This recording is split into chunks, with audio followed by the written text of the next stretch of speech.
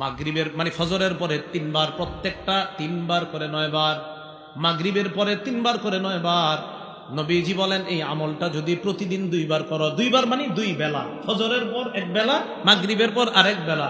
ফজরের নামাজের পর 3 বার কুল হু আল্লাহ, 3 বার ফালাক, 3 বার নাস, মাগরিবের পর 3 বার কুল হু আল্লাহ, 3 বার ফালাক, 3 বার নাস। নবী বলেন তাকফিকা ফি কুল্লি ইয়াউম, এই 3টা সূরা তুমি যে পড়লা 3 বার করে, সারা দিন বিপদ আপদ থেকে বাঁচার জন্য যথেষ্ট হয়ে যাবে।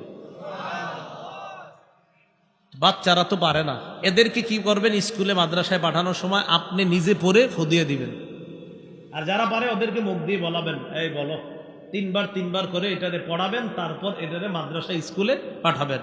আল্লাহ আমল করার তৌফিক দান করেন, আমিন।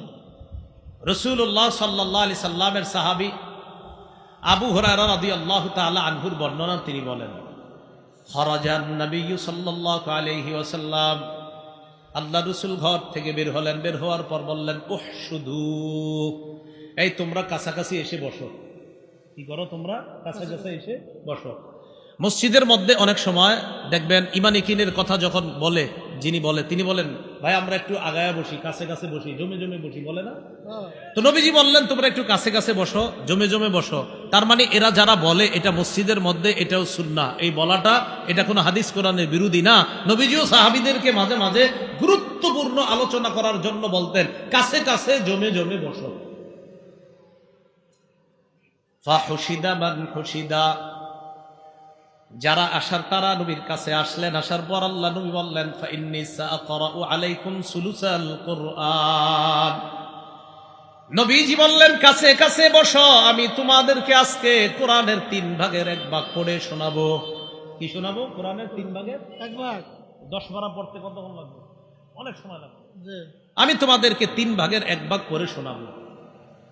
সাহাবারা আল্লাহ নবীর কাছে যায়, যাওয়ার পর আল্লাহ নবীর সামনে বসলেন।